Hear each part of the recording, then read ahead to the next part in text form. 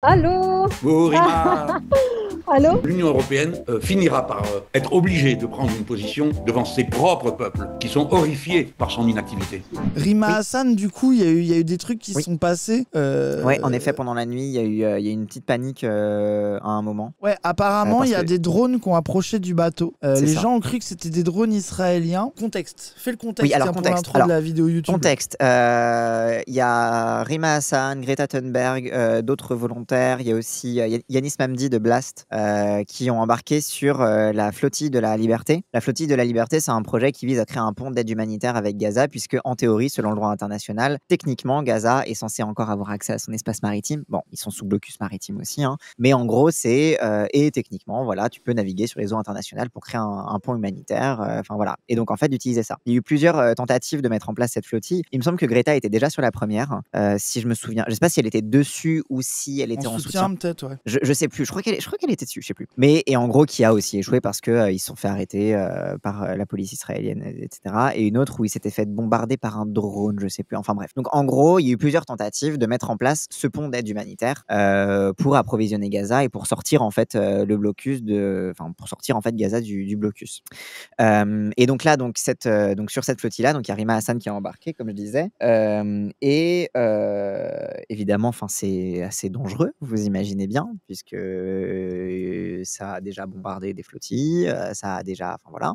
Et donc il y a énormément d'alertes en fait sur ce qui va se passer, et c'est pour ça que la flottille nous demande d'avoir vraiment un œil sur ce qui se passe, de relayer les appels à l'aide, parce que les appels à l'aide, même si, bah là comme c'est arrivé, au final on se rend compte que en fait ça va, c'est pas un danger de mort. Bah en fait il faut relayer chaque appel pour que la coordination puisse se faire et que eux ne soient pas en fait isolés en mer avec personne pour relayer, personne pour monitorer, personne pour voir Quelqu'un s'ils peut vont envoyer être de encore en site, vie ou pas, s'il quoi. vous plaît. Et là, les gens, vous voyez où en est le bateau. Ouais, c'est ça. Ok, du côté de la Crète. Et donc, vous pouvez voir le tracker, etc. Il y a des updates régulières sur les réseaux sociaux. Il y a aussi donc un journaliste qui est embarqué, Yanis Mamdi, qui fait un suivi en direct pour Blast, etc. Donc voilà. Et ce qui s'est passé, c'est que hier soir, Ouais, dans la nuit, ouais. je crois. Ouais. Il y a Mais en deux tout cas, je sais que drones qui j'ai sont reçu apparus à côté du bateau. C'est ça. C'était des drones, on savait pas ce que c'était. Parce que forcément, quand c'est drone, tu sais pas si c'est un drone de surveillance, un drone d'attaque.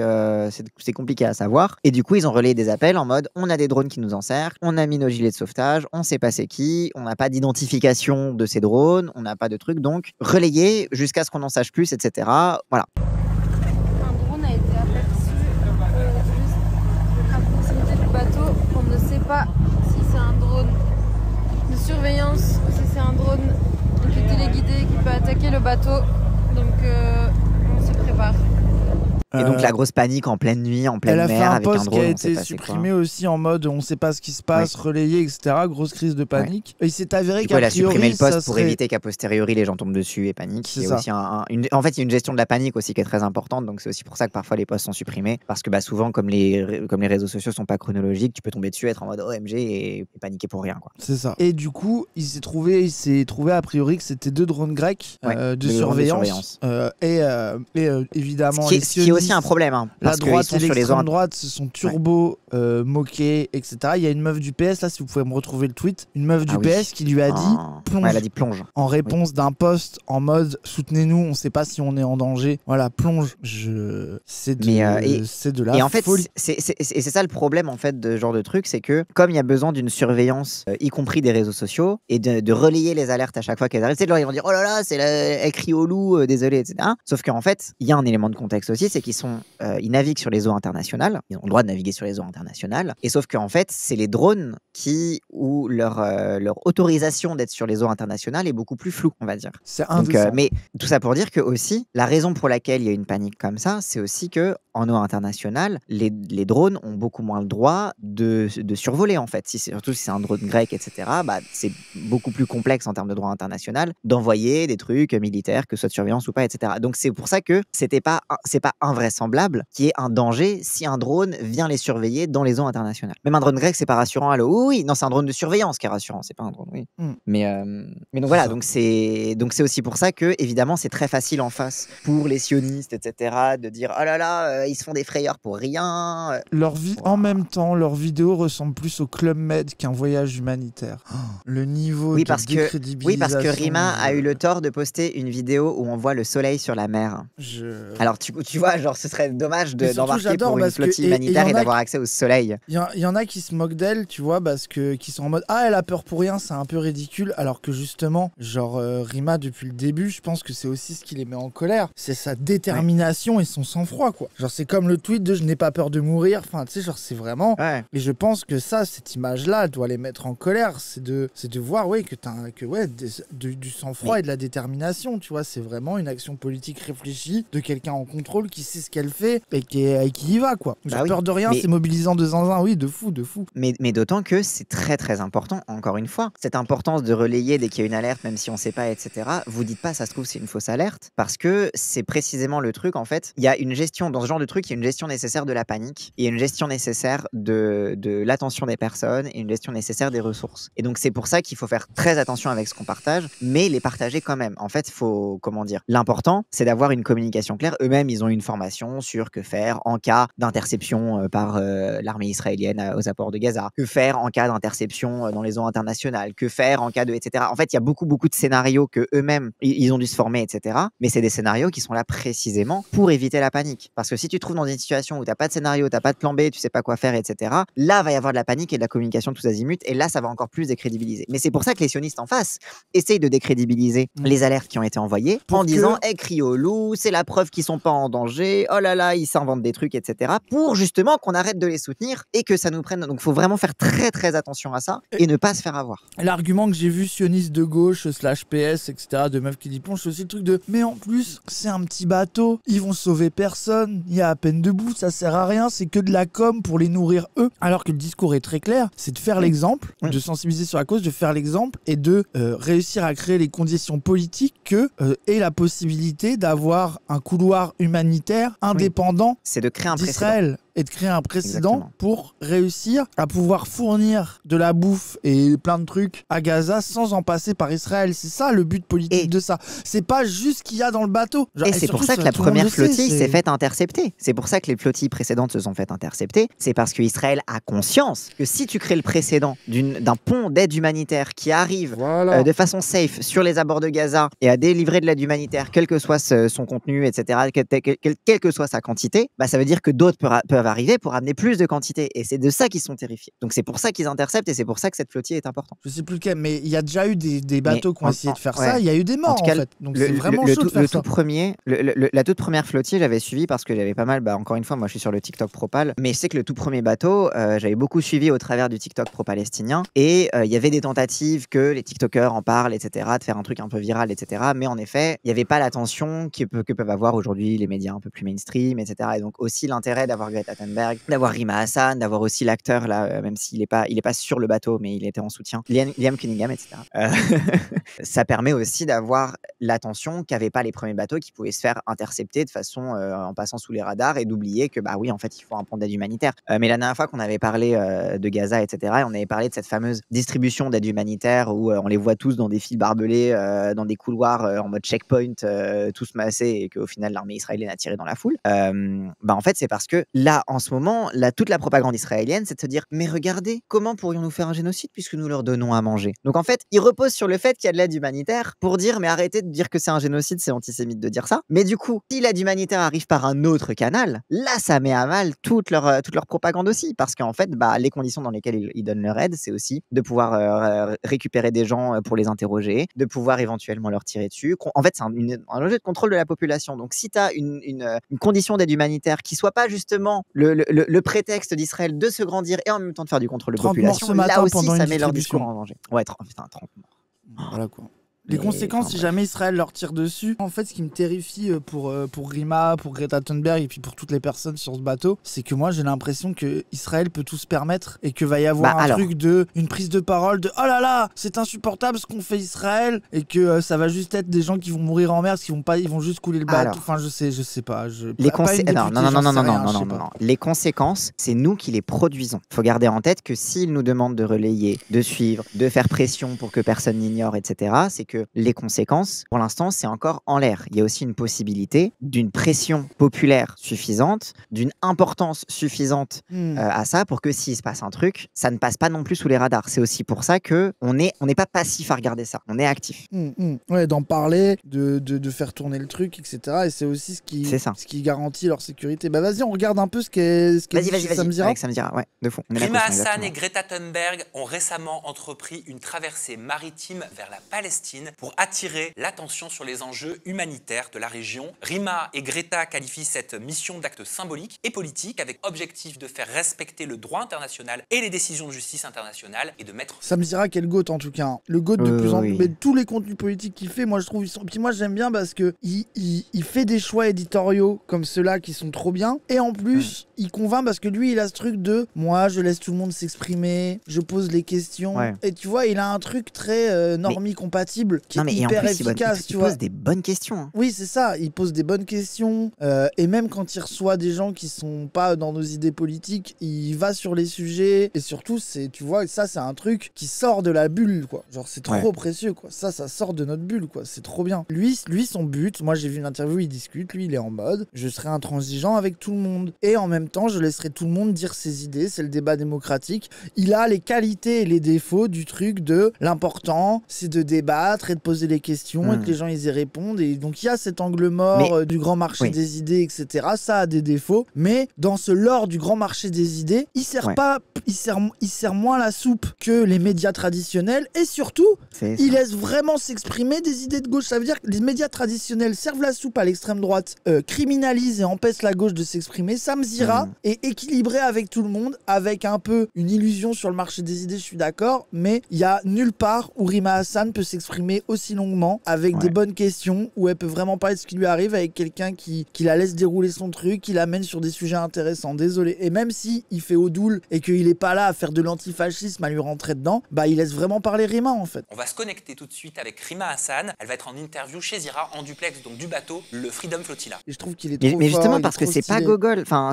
il en parle bien dans son interview avec Blast.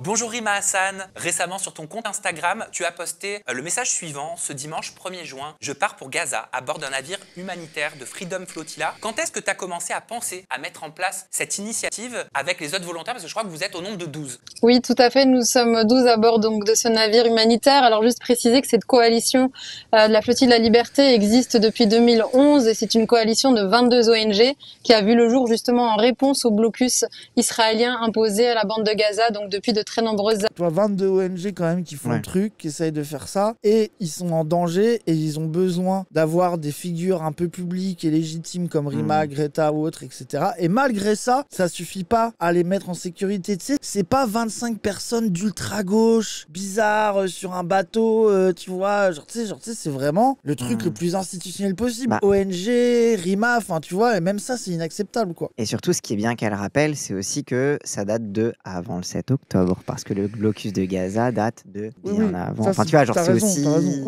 d'avoir ce rappel-là.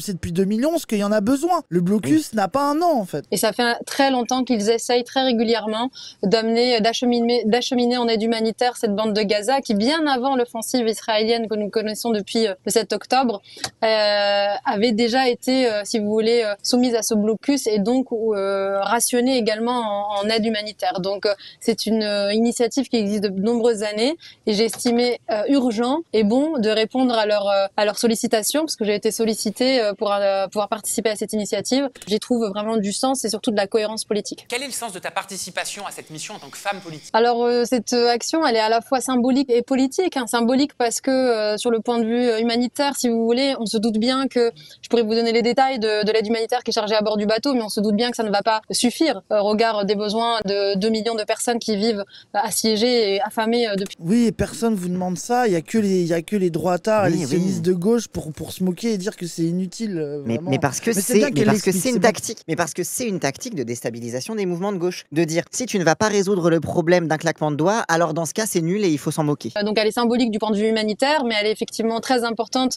sur le plan politique, puisque nous espérons ouvrir une voie citoyenne qui tende à briser ce blocus et qui ouvre, on l'espère, la voie à d'autres initiatives citoyennes et surtout surtout qui éveille les consciences tant à l'échelle de l'opinion nationale qu'auprès de nos dirigeants qui, eux, ont beaucoup plus de moyens que nous pour changer les choses et renverser la situation. Voilà, c'est ça. C'est que c'est ça le scandale, les gens. Ah oui. C'est que là, on est en train de discuter de la légitimité qu'un petit bateau avec un petit peu de bouffe puisse arriver, alors que la France devrait prendre elle-même d'envoyer Oui, des cargos entiers. des cargos avec de quoi aider la population. Ça serait l'honneur de notre pays de faire ça. Genre, Bah, c'est genre ça, je suis c'est que désolé, si Israël c'est- pourrait pas se permettre de les attaquer et d'empêcher.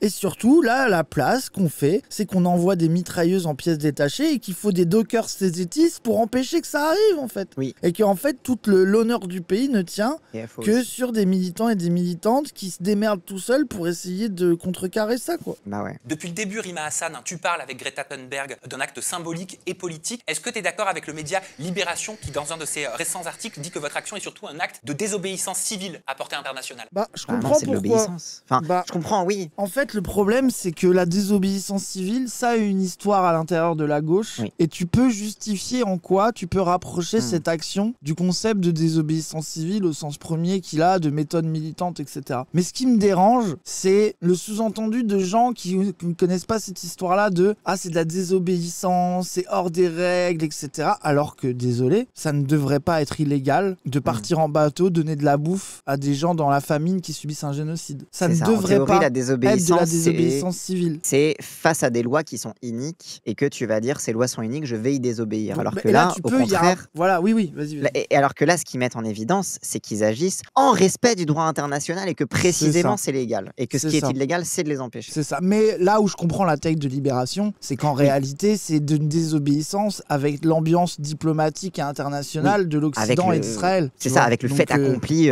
génocidaire c'est que ça, tout le voilà. monde accepte de fait. Voilà. Oui, oui. Donc dans la mesure où nous sommes dans une situation de complicité, de passivité de nos dirigeants européens, et j'en sais quelque chose puisque je travaille au Parlement européen depuis maintenant quasiment un an, que j'ai essayé tous les mois de porter un texte pour le soumettre au vote au Parlement sur différents sujets, la situation des enfants, la situation des humanitaires, la question de l'aide humanitaire, la situation des journalistes. J'ai essayé différents angles pour obtenir une position ferme du Parlement européen sur ce qui se passait à Gaza, et je n'ai pas réussi au regard de à la fois des rapports de force qu'il y a au Parlement où la majorité est à droite et à l'extrême droite, et au regard aussi du pouvoir décisionnaire, si vous voulez, qui est entre les mains surtout des dirigeants de la Commission des affaires étrangères et puis plus particulièrement ensuite des pays concernés. Et on a vu que la France a mis du temps à un tout petit peu faire évoluer sa position, à aller sur le terrain des sanctions, s'agissant notamment de l'accord d'association UE-Israël, puisque je rappelle que l'Union européenne est le premier partenaire commercial de l'État d'Israël. Nous avons des leviers au sein de l'Union Et européenne voilà. pour faire plier, si vous voulez, le gouvernement israélien. On leur file des armes pour tuer des Gazaouis, là. La France, actuellement, activement, permet à Israël de tuer des gens à Gaza. Ah ouais. Voilà. Genre ça, c'est le bilan des décisions politiques de notre pays sur la situation, quoi. Et le ramener à la raison en matière de respect du droit international. Est-ce que tu souhaites répondre concrètement, Rima Hassan, à tes détracteurs sur les réseaux sociaux qui vont dire « Mais Rima Hassan, elle est eurodéputée, elle est payée par nos impôts pour être eurodéputée, pas pour être activiste, militante ». Alors, déjà, elle est payée par nos impôts. Bon, mais surtout, elle a été élue par des gens. Oui. Et ce qu'elle fait, c'est exactement C'est ce pourquoi Exactement représenté. des ouais. gens qui ont voté pour la liste où elle était présente, peut-être grâce à sa présence, ou en tout cas que sa présence a joué, c'est exactement ce pourquoi ils veulent que Rima Hassan soit élue, en fait. C'est vraiment Bah pour oui. faire ça. Littéralement. Tu sais, on a souvent comment dire, on rigole souvent d'Antoine Léaumont avec en manif avec son écharpe tricolore qui dit le RIO, le RIO. Mais c'est aussi une fonction aussi qu'ont les élus et les députés de utiliser leur statut et la protection qui est due grâce à leur statut pour faire corps et protéger les personnes. Donc là, c'est aussi dans la droite ligne d'une pratique politique qui certes n'existe pas beaucoup à l'extrême droite ou à droite. Ah mais oui, qui voilà, c'est ça. est pour le coup millénaire à gauche, quoi. Enfin, Exactement. millénaire. Moi, je leur réponds que je n'ai pas été élue pour rester confortablement assise dans un bureau. J'ai été élue pour porter une cause. J'ai mis au cœur de ma campagne, et vous m'avez justement reçu pendant cette campagne, je vous en remercie. Mais j'ai mené cette campagne en mettant au cœur justement la question palestinienne. Oui, en plus, elle a raison. Tu sais, les gens, ils découvrent. Tu sais, Oui. genre, ah, Rima Hassan, elle est pro-pal. Ah, je pensais Ah pas bon qu'elle allait faire une action pro-palestinienne, Rima Hassan. Je vois pas ce qui, dans son discours, aurait pu nous laisser croire qu'elle serait susceptible de faire des actions et de prendre des positions pro-palestiniennes. Vraiment, quelle surprise, hein. Je suis eurodéputée, je suis surtout investie dans les commissions Affaires étrangères et droits de l'homme. Et pour moi, le rôle de député, c'est justement de pouvoir aussi aller ses actions et s'inscrire aussi dans une Et cohérence. c'est là où tu vois, parce c'est que ça. tu sais, Et- nous on était un peu en mode ah Rima, dommage nous on aurait bien aimé la voir à l'Assemblée nationale, etc. Et c'est là que tu revois aussi en quoi l'eurodéputé ça a du sens, parce que ça la met vraiment dans un cadre institutionnel qui fait que agir sur les questions internationales et que ça soit ton cœur de compétence reprend du Ouais. sens. Même si moi elle serait députée, elle ferait ça, je trouverais ça bien aussi, tu vois. Mais là c'est Non, d'autant mais- plus légitime, quoi. Et puis, c'était un truc qui avait été reproché récemment à Alma Dufour, où elle avait fait un tweet en direct de je sais plus quel pays d'Amérique latine, mais parce qu'en fait, les députés ont aussi un rôle et sont souvent sollicités pour avoir un rôle diplomatique. Et notamment, Alma Dufour, elle était observatrice internationale lors des élections de ce pays-là.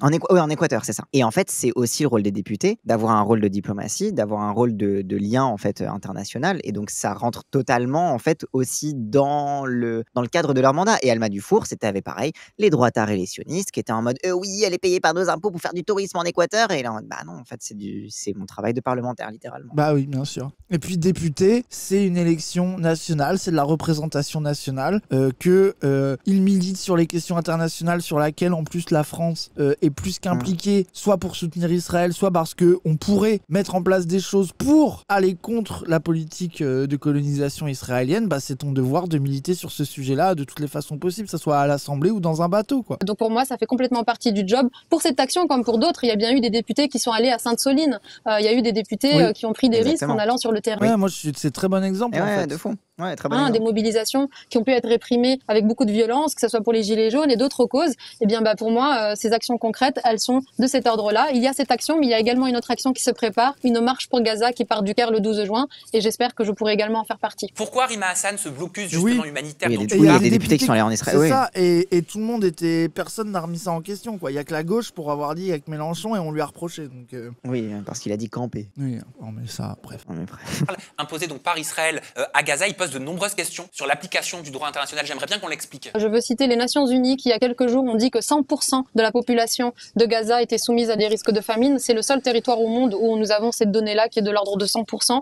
Donc ce blocus vient effectivement de l'État d'Israël. Il est incompréhensible. En fait, il est compréhensible si on comprend la logique israélienne qui vise à aller jusqu'au nettoyage ethnique de la population de Gaza. Donc c'est une stratégie morbide et sadique qui consiste à affamer la population, à cibler toutes les infrastructures civiles qui restent et de pousser, donc de rendre inhabitable, totalement inhabitable, et à espérer avoir des alternatives en matière de déportation de la population palestinienne. Donc il pose effectivement des problèmes en matière de respect du droit international, puisqu'Israël est une puissance occupante dans la bande de Gaza. Une puissance occupante a des obligations, notamment l'obligation de préserver la population civile. Elle en est responsable. Quand une puissance occupe un territoire, elle est responsable de la population civile qui y vit, et donc priver cette population. Et là, on en revient pour moi à la qualité de Rima Hassan, c'est de réussir à lier, de prendre un bateau, de faire de l'activisme vraiment concret et d'avoir tout le bagage et le discours de légitimation à travers la question du droit international, de ça. Et tu vois, de dire, vous me baiserez pas, vous me ferez pas passer pour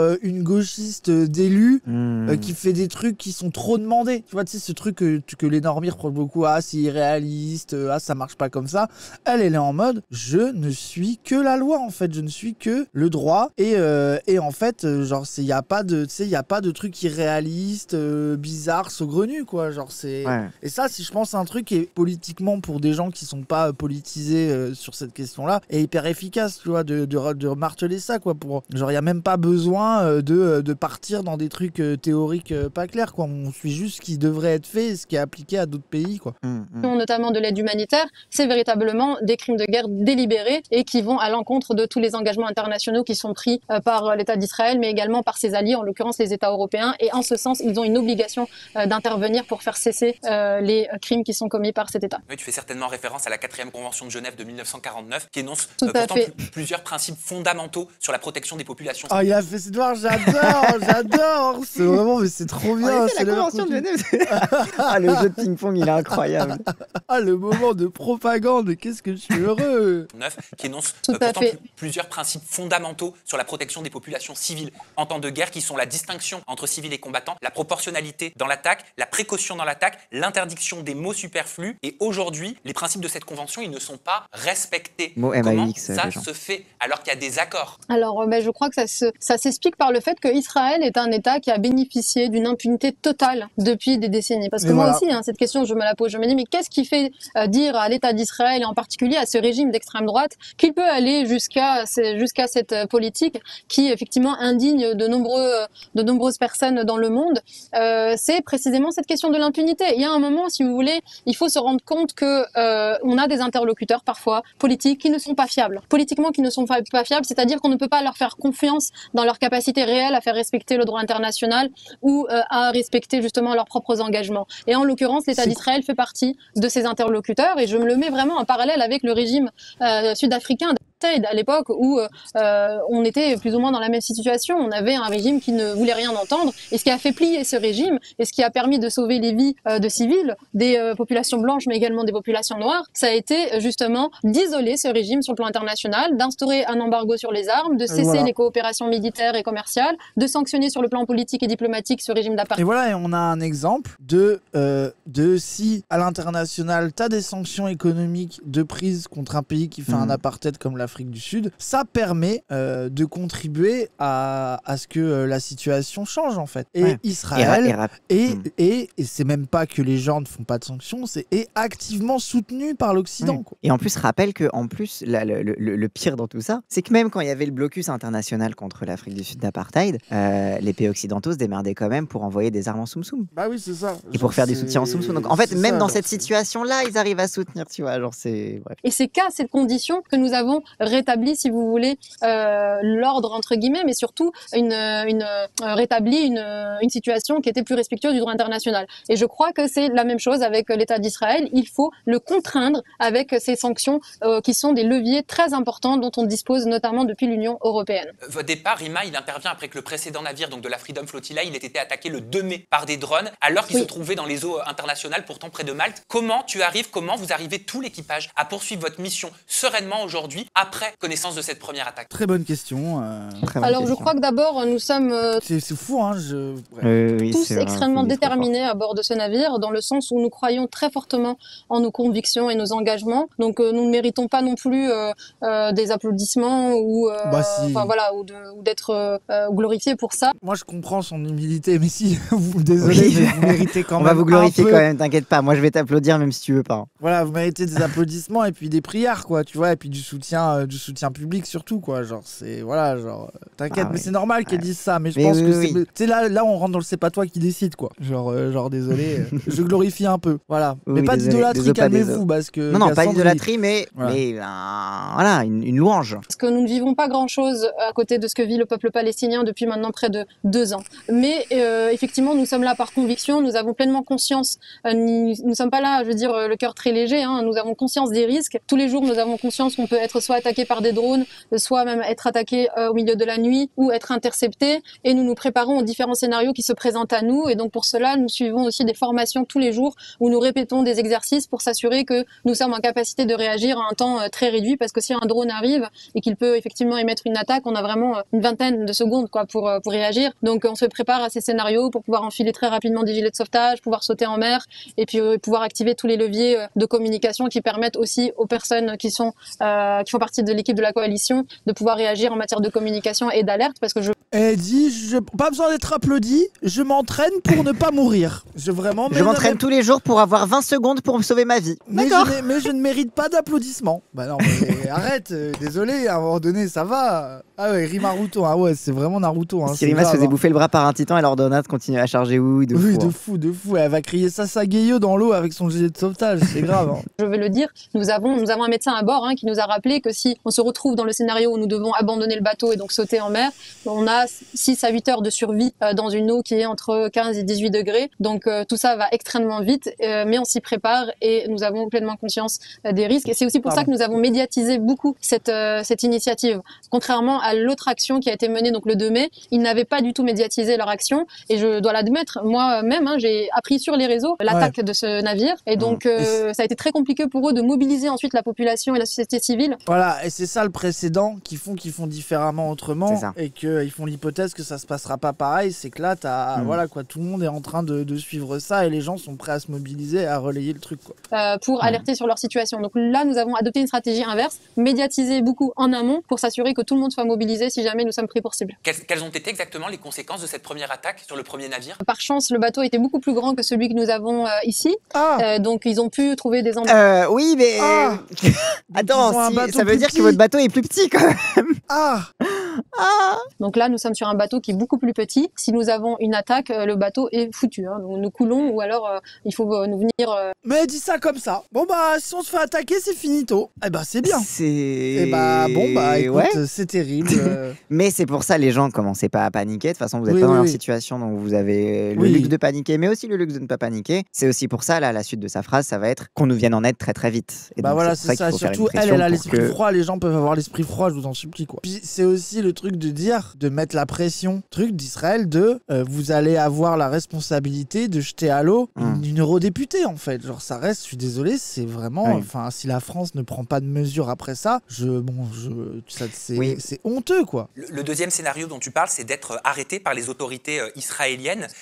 Ouais, ça peut-être que s'ils font un truc, ça serait plus ça que de les attaquer quoi, pour pas foutre le bordel et être sûr de blesser personne, de juste les obliger à s'arrêter et de dire tout le monde dégage quoi. Oui, de toute façon, le blocus maritime implique un survol permanent aussi de la zone, implique des bateaux qui sont postés au large de Gaza, etc. Donc, il y a évidemment qu'ils vont passer des lignes qui sont militarisées illégalement, mais militarisées quand même. Première fois qu'elle irait dans son pays d'origine, j'imagine pas l'émotion. Si elle arrive à aller au bout et s'ils arrivent à débarquer, c'est clair que... Voilà quoi. Tu sais, t'avais tous les gens qui étaient en mode oui, elle a qu'à retourner dans son pays, lol. Et maintenant ils sont en mode non, mais pourquoi elle retourne dans son pays? Oui, de fou. Pourquoi elle y va en fait? Je voulais pas finalement. Qu'est-ce que vous risquez concrètement si vous amenez à être arrêté par les autorités israéliennes? Bon, alors donc ce scénario, c'est l'interception du bateau. Donc là aussi, ça risque d'être assez violent pour nous. Donc confiscation de tous nos matériels, de nos objets personnels et une arrestation qui peut aller jusqu'à donc la détention de plusieurs jours. Sur les témoignages que nous avons de d'autres personnes qui ont pu participer à d'autres traversées de ce type, c'est aller jusqu'à 4-5 jours, voire plus pour certains, de temps de détention dans des centres israéliens. J'imagine pas ce qu'ils vont faire subir à Rima et même à tous ces gens-là qui sont des militants très actifs de la cause palestinienne. Le plaisir de la vengeance.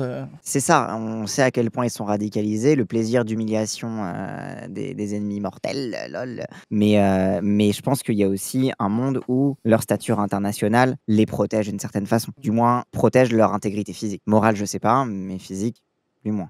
Être libéré. Donc ça, c'est le scénario également qui est tout aussi plausible, d'être intercepté juste avant notre arrivée à Gaza et de faire l'objet d'une détention de plus ou moins longue selon les personnes et les profils.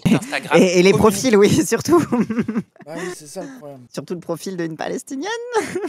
Après, elle, et aussi, je pense, elle est protégée en tant qu'eurodéputée, c'est pas pour ça qu'il y en a pas d'autres sur le bateau qui sont moins connus, qui peuvent pas payer pour elle aussi, quoi. Exactement. La marine israélienne se prépare à l'arrivée du navire de la Freedom Flotilla aux abords de Gaza dans les prochains jours. Comment vous avez eu accès à cette communication radio dont tu parles? Alors, cette information, elle a été d'abord partagée sur par une dépêche de Al Jazeera, qui a été confirmée ensuite par d'autres sources. Donc effectivement, alors c'est plutôt bon signe. Ça veut dire au moins que les autorités israéliennes, s'il se passe quelque chose auprès de l'opinion, donc tout le monde est informé, qu'ils sont eux-mêmes informés de l'initiative. Donc ils pourront pas prétendre qu'ils ont été pris par surprise et que leur réaction était... genre en mode mais attendez, on savait pas qui c'était. On a vu un bateau au hasard, on a cru que c'était des terroristes, ils avaient un drapeau palestinien, tu vois. Genre, oui, c'est ça. Non, on peut pas deviner qui c'était. De fou, après, c'est réel, ça. Il bat pavillon britannique, donc quand même dommage de pas reconnaître des pavillons, mais bon. Oui. Alors en l'occurrence, ils peuvent vraiment se préparer s'ils envisagent d'intervenir. Ils savent parfaitement qui est à bord de ce bateau. Et surtout, on peut prouver la préméditation. Oui, c'est ça. Vu qu'ils savent. On peut prouver le choix politique, quoi. Ils savent parfaitement de quoi il est chargé, et donc c'est plutôt une bonne chose en réalité. Mais ce qui nous inquiète dans cette communication, communication, c'est qu'il est précisé que le large éventail de scénarios qu'ils envisagent dépendra des instructions politiques. Donc nous savons, comme tout le monde peut l'observer, que le régime actuel n'a pas tellement de considération pour le droit international. Et il se peut que ces instructions, elles aussi, entravent le droit international, et donc il se peut que les instructions données aillent jusqu'à effectivement l'attaque ou l'interception de notre bateau et nous mettent effectivement à risque, en plus de compromettre notre mission d'arriver dans la bande de Gaza.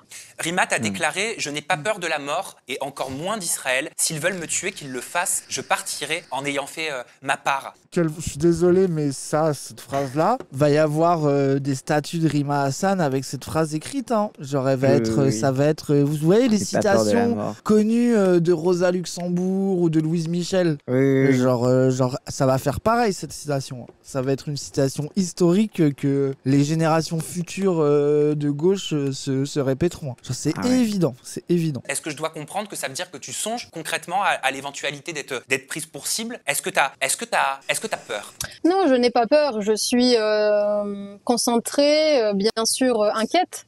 Mais ce n'est pas le sentiment de peur. Je suis inquiète pour moi, mais je suis inquiète aussi pour les gens qui sont à bord de ce navire. Je veux quand même dire que ça a été dit et redit pendant nos formations, que je suis la personne la plus à risque sur ce navire, à la fois en raison de mon identité palestinienne, également en raison de mes engagements et aussi du statut que j'ai de députée européenne et de la place que la cause palestinienne prend dans ma vie. Donc ça a été dit et redit. Et d'ailleurs, pendant les formations, des mesures spécifiques sont prises pour mon profil au regard des risques qui pèsent sur moi. C'est-à-dire qu'il faut savoir quand même que Israël peut téléguider un drone aujourd'hui à distance et peut cibler une personne en particulier. Donc on n'est pas non plus à l'abri d'un cas d'exécution.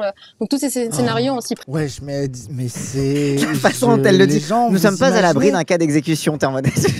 Vous imaginez les gens, ça moins pour 3 tweets et elle est en mode bon bah peut-être qu'ils vont me mettre une balle dans la tête avec un drone. Et bon bah j'y vais quoi. Genre c'est de la folie. Hein. Mais c'est aussi bien de rappeler. Je ne mérite pas d'applaudissements, mais arrête, c'est grave. Mais c'est aussi un bon rappel par rapport à la propagande israélienne de oh il y a des dommages collatéraux, on n'a pas vu que oui ils sont en capacité de cibler les fameuses frappes chirurgicales, ils sont en capacité de les faire. Ils les font pas, ils sont en capacité de les faire quand même. Ouais, de fou. Je suis peut-être un peu inquiète bien sûr parce que j'aime profondément la vie. Je ne peux pas mener cette cause sans aimer la vie. Je mets précisément cette cause pour que d'autres humains puissent goûter à la vie à laquelle nous goûtons nous tous et toutes quotidiennement, la simplicité, la banalité du quotidien. Tout ceci, la population palestinienne y est privée depuis des décennies. Donc voilà, j'y pense, mais je n'ai pas peur. Et pour moi, c'est très peu de choses à côté de ce que vit le peuple palestinien depuis des décennies. Et je l'ai toujours dit, je continuerai à le dire. Le militantisme, l'activisme, surtout l'activisme non violent, comme on essaie de le faire, demande du sacrifice. Et parfois, ce sacrifice, c'est aussi sa vie et son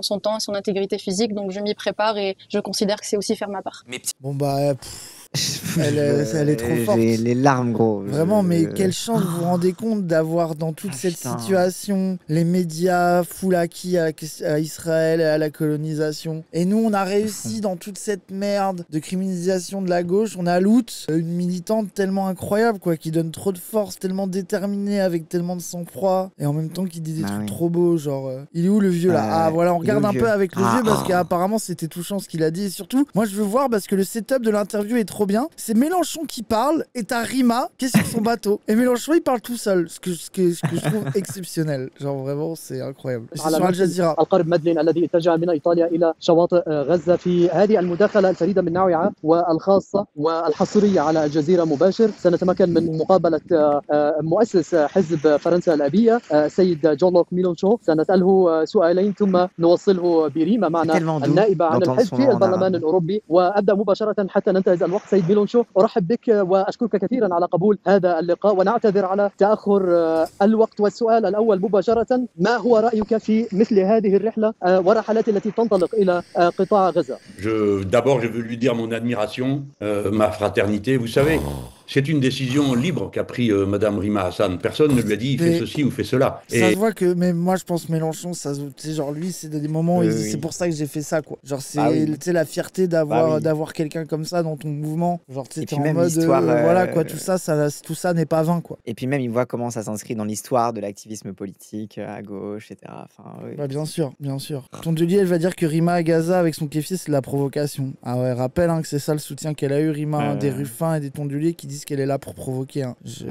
Son courage nous impressionne beaucoup et nous savons qu'il a une efficacité parce que les opinions publiques européennes qui n'ont pas toujours été aussi bien mobilisées qu'on l'aurait voulu ont eu besoin de ces encouragements par l'exemple. Et là, elle donne un exemple qui est politique mais qui est aussi humain, d'engagement complet, total.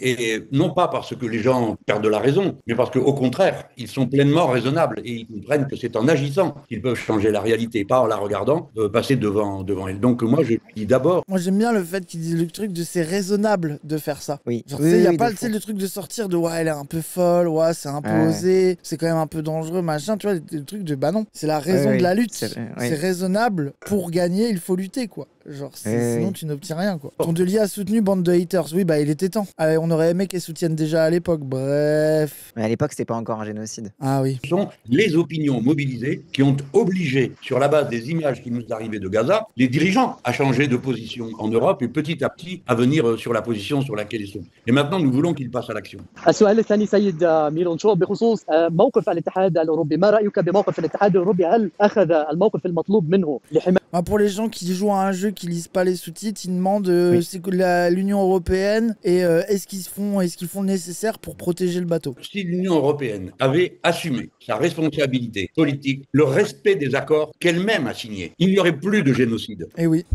50% des armes qui arrivent à M. Netanyahou viennent d'Europe. C'est l'ancien responsable des affaires étrangères européennes qui l'a dit, M. Josep Borrell. Ensuite, l'accord entre l'Europe. J'adore Rima qui fait ça. En fait, le setup est incroyable. C'est une interview de Mélenchon avec Rima qui fait sa vie, qui regarde le ciel et tout. Le setup est incroyable, je trouve. C'est trop bien, quoi. Oui, c'est trop stylé. Genre avec le soleil et tout, genre c'est exceptionnel comme image. Israël exige le respect des droits de l'homme. Et lorsqu'un pays ici ou là, il contrevient, l'Union européenne trouve toujours l'occasion de demander qu'il change sa position. Et là, il ne fait strictement rien, alors qu'il s'agit d'un génocide. Mais les opinions ont exercé une pression, et vous êtes en train de réaliser un moment d'attention et d'exemplarité qui va être un apport extraordinaire à la prise de conscience. Il faut être vraiment que vous soyez sûr que tout ce que vous êtes en train de faire est ultra utile. Parce que l'Union européenne finira par être obligée de prendre une position devant ses propres peuples, qui sont horrifiés par son inactivité. سؤالي الأخير بالنسبة لي ومن ثم سأوصلك بريما رأيك بما يحصل في غزة إنسانيا ما الذي تقوله عن غزة؟ Là, il pose une question sur la situation humanitaire et qu'est-ce qu'il a à dire à propos de Gaza. Je dois évidemment mesurer mes mots, vous le comprenez, mais je suis comme n'importe quel être humain, qu'il soit de droite, de gauche ou quelle que soit sa croyance aussi, horrifié par le sadisme de la violence génocidaire. Qui d'entre nous aurait imaginé un gouvernement qui affame des gens et ensuite les assassine quand ils viennent chercher de l'aide humanitaire? Nous sommes dégoûtés, horrifiés par ce qui se passe. Et les gens, quand ils voient ça, ils disent que c'est hypocrite et que c'est de l'électoralisme. Non, mais du clientélisme. Le niveau d'indécence humaine. Mais c'est juste que des gens qui ont suffisamment arraché leur propre cœur de leur poitrine, qu'ils sont infoutus de voir la pureté là-dedans, quoi. La beauté, quoi, et la sincérité, ouais. Et c'est la raison pour laquelle tant d'entre nous sont si en colère et si outrés. Je vous dis, je dois peser mes mots, parce qu'il existe une forme de pression terrible qui s'exerce en Europe et en France en particulier, surtout en France, qui est l'endroit où l'opinion a été le plus contrôlée, cadenassée, fermée. Et nous devons peser nos mots, parce que sinon, pour un mot, ils nous déclenchent des polémiques qui font oublier de quoi on est en train de parler. Toutes les polémiques que déclenchent les amis de M. Netanyahou en France et en Europe sont des diversions pour qu'on ne parle pas du fond. Vous êtes, M. Netanyahou et vos ministres, en train d'assassiner des millions de gens. Voilà ce que vous êtes en train de faire. Et rien ne permettra jamais que cela vous soit pardonné. Et tous ceux qui participent à ce crime seront à leur tour jugés un jour ou l'autre. C'est pourquoi je m'adresse à mes compatriotes binationaux qui se trouveraient là-bas, enrôlés dans l'armée. Je leur dis, désertez, ne participez pas à ce crime. Car un jour ou l'autre, ceux qui vous y auront appelé, et vous verrez dans tous les pays les justices se mettre en place pour demander quelle a été votre participation au crime. Ne répondez pas à l'appel. Refusez de participer au meurtre. Allô Rima. Oh là là, incroyable. Oh là là là. Oh, regardez le sourire du vieux, il est trop heureux. Il est trop heureux. C'est trop mignon. Incroyable, je suis trop heureux. Allô Rima. Allô? Quel bonheur de te voir, comme on est fiers de toi. Oh, c'est vraiment l'appel en oui, visuel. c'est vraiment l'appel WhatsApp avec papy, mais c'est incroyable, c'est vraiment... Tu as reçu les photos? Est-ce qu'on va te voir à Noël? C'est beau de te voir. Oh, tu as grandi depuis la dernière fois. Oh là là, tu es si belle. Oh là là, je suis tellement... Ça me fait du bien de te voir. Donc je voulais juste vous remercier du fond du cœur de votre soutien et je suis honorée de porter aussi cette étiquette de la France Insoumise. Ah, le fait qu'elle le vous voit, c'est précis. Oui, bah oui. Ici dans cette action et j'ai eu l'occasion de le dire à d'autres d'autres interviews aujourd'hui sur le fait que la France Insoumise était le seul mouvement où des députés se sont portés volontaires pour participer à cette mission, parce qu'il y a eu plusieurs députés qui m'ont contacté pour pouvoir y contribuer. Malheureusement, il n'y avait pas assez de place. Donc je suis vraiment très très honorée aussi de représenter la France Insoumise aussi dans cette action, et merci de votre soutien et tout ce que vous faites tous et toutes pour la cause palestinienne. Et oui. Ça doit lui faire du bien en vie, on lui en met tellement plein la gueule tout le temps là, la meute, mon cul là. Bah oui, de fou. Voilà quoi. C'est dans ces moments-là que ça prend du sens de faire partie d'un mouvement comme ça, je pense quoi. Non mais surtout que voilà, on a eu les trucs la meute, la secte, etc. Et de voir un message de... Parce que tu sais, genre, quand t'as dit je suis fier de représenter la France Insoumise, c'est pas juste oh là là, je porte les couleurs parce que je fais partie de la secte, tu vois. C'est vraiment que bah oui, il y a que dans notre camp que les députés se portent volontaires pour faire ça et qu'il y a une communauté de destin concret. Enfin voilà. Non mais c'est beau, voilà. Il est ému, oh là là, il est ému. Mais oui, mais parce que ça donne du sens à la lutte. Enfin, oui. C'est la meute. Aouh! Mais c'est que tout ce qu'on fait, ça sert pas à rien, quoi. Genre, c'est... Mais oui, je suis d'accord avec toi, m'engueule pas. Il faut pas se tromper sur l'ordre des choses. Nous sommes tes représentants ici. Et c'est ta parole qui porte. Je te garantis que ce que tu as fait déjà... Merci beaucoup. C'est un signal féministe et politique extraordinaire. Extraordinaire. Vraiment, merci de ce travail. Merci. En tout cas, tu peux compter. Merci infiniment. Et en plus, c'est beau qu'ils disent c'est nous qui te représentons, c'est pas toi qui nous représente, c'est nous qui... Ah non mais... Et après, les gens, ils disent que c'est un dictateur. Il a dit propagande. Il a dit c'est de la propagande. Bah, il le dit. Voilà, c'est de la propagande frériste, musulman, islam sunnite. C'est terrible. Oh, c'est trop beau, c'est trop beau de les voir. C'est incroyable. Oui, le fait qu'ils disent travail féministe, c'est très précis aussi. Merci infiniment. Et vous aussi, vous pouvez compter sur moi, je suis là. Ok, merci beaucoup, messieurs. C'était vraiment l'appel. Oh là là. Un peu mignon de papy que tu vois pas si souvent. C'est incroyable. C'est magnifique.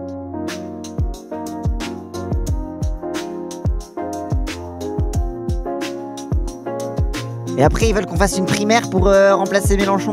Oui, c'est bon.